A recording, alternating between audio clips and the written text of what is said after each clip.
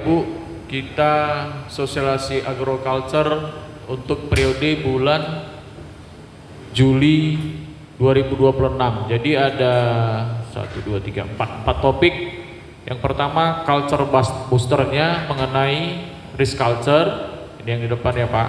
Kemudian go digital, kemudian sadar budaya risiko. Jadi risiko untuk bulan ini dia kena 2 kali ya. Nah, dari mana kenanya? Kita lihat kembali ke ini dulu.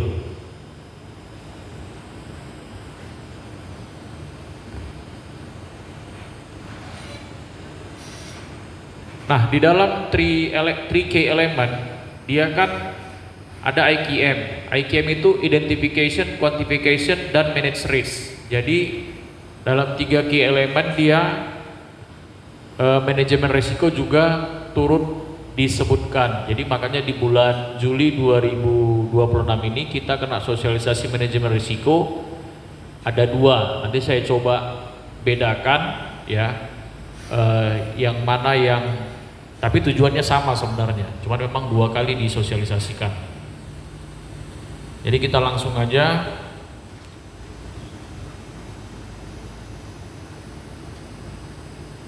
Nah, ini bahannya ke belakang memang bahasa Inggris semua ya Pak. Memang sengaja gitu. Ya. Biar nampak agak keren gitu. Ya, risk culture implementation, artinya risk culture dalam dunia perkebunan. Tadi ini Pak ya, mastering foresight in action with IKM pada industri palm oil sama karet. Nah ini, kenapa kita harus mengedepankan manajemen risiko dalam aktivitas bisnis? Karena ini Pak, ada dia nih tekanan dari regulatory, maksudnya peraturan perundangan mengenai isu lingkungan ya. Kemudian ini sangat penting untuk pengembangan bisnis gitu Pak ya. Jadi manajemen risiko itu berperan dalam ini tadi mengadopsi peraturan pemerintah, tantangan dalam pengelolaan lingkungan, kemudian harga komoditi ya. Jadi ini yang membuat manajemen risiko harus terkelola dengan baik gitu ya. Kapan kita tahu harga yang bagus, peraturan-peraturan perusahaan apa yang harus kita patuhi untuk menghindarkan kita dari ya sejauh-jauhnya kena blacklist lah ya. Itu biasanya proper mau ya Pak. Mengenai lingkungan juga apa sih peraturan yang harus kita penuhi supaya tidak kena blacklist. Nah, itulah manajemen yang risiko yang harus kita kelola. Ya, berkaitan dengan harga komoditi, CPO dan karet, kemudian peraturan pemerintah dan tantangan pengelolaan lingkungan. Nah ini mastering foresight atau IKM, identifikasi. Kita harus bisa mengidentifikasi Pak keunggulan dalam operasional kita dan lingkungan. Apa keunggulan kita Pak? Apa kelemahan kita? Gitu. Jadi mulai dari diri pribadi sampai ke perusahaan. Ya.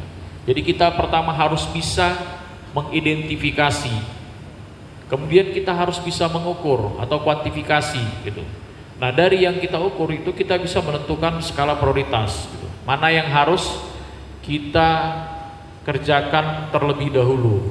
Jadi sama dengan kemarin persiapan rapat pimpinan Pak ya, antara direksi dengan Bapak GM dan Bapak manajer. Kebetulan kami disampaikan untuk dapat mengikuti. Kita klasifikasikan sekarang kebun dan pabrik, ada prime, kemudian ada high, kemudian ada below ya, ada below kalau nggak salah. Jadi dia harus kita kuantifikasi, harus kita bedakan supaya kita tahu apa yang harus kita kerjakan gitu. Contoh misalnya perbaikan jalan. Kemarin itu disebutkan bahwa perbaikan jalan pada kebun yang produktivitasnya tinggi itu lebih disarankan daripada perbaikan jalan pada kebun yang produktivitasnya rendah gitu. Jadi di tengah keterbatasan dana, mana yang harus kita kerjakan. Jadi itu adalah peranan dari kuantifikasi. Nah ini, manajemen risiko itu juga ada tingkatan-tingkatannya gitu. Ya.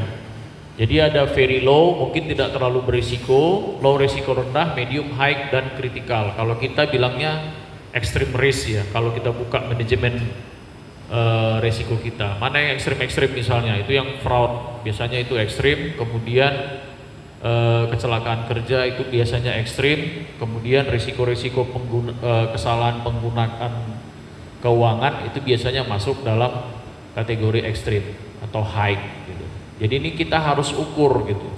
Jadi semua aktivitas kita dalam pekerjaan kita sehari-hari harus kita ukur tingkat risikonya gitu.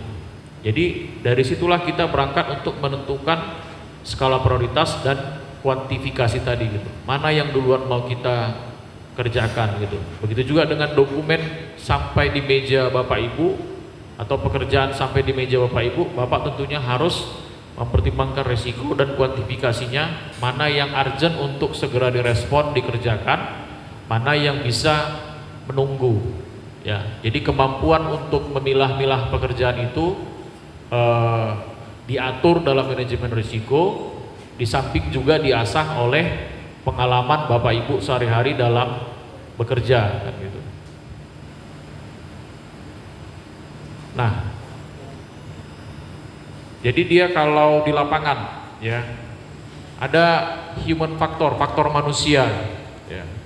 Itu mengenai kesehatan, gerak tubuh, kemudian safety dalam penanganan bahan kimia ya, misalnya waktu mengerjakan etrel kan gitu. Ya pakai kacamata dan seterusnya kan gitu. Jadi manajemen ini contoh manajemen risiko yang prosesnya di lapangan.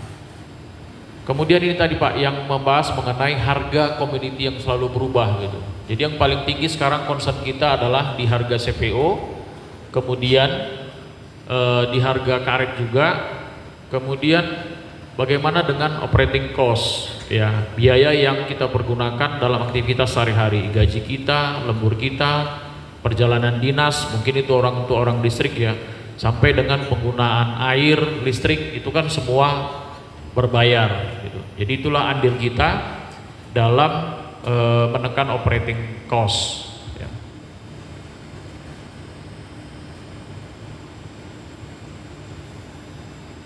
Nah ini, jadi katanya building resiliency itu Pak kemampuan untuk bertahan gitu ya. Jadi kemampuan perusahaan untuk bertahan itu harus dibangun gitu. Dengan bagaimana kembali ke 3 on 3 owner mindset ya, bahwa kita adalah pemilik perusahaan ya, sehingga dalam aktivitas sehari-hari dan keputusan bisnis ya yang pimpinan yang harus kita ikuti itu semata-mata harus mengacu kepada owner mindset gitu. Ya, dalam arti positif.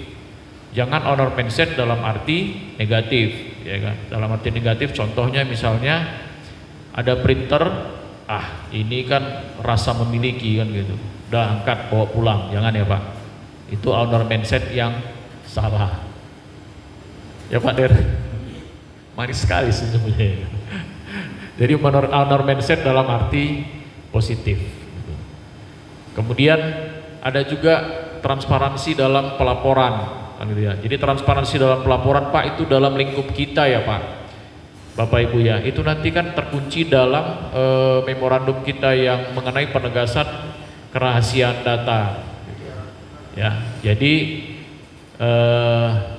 harapannya dalam setiap aktivitas kita kami ingatkan kembali untuk mampu mengendalikan dan mengelola risiko, kemudian mampu melaksanakan kuantifikasi. Kuantifikasi itu adalah menentukan skala prioritas, mampu merhitungkan skala prioritas apa yang harus kita kerjakan untuk kemajuan perusahaan.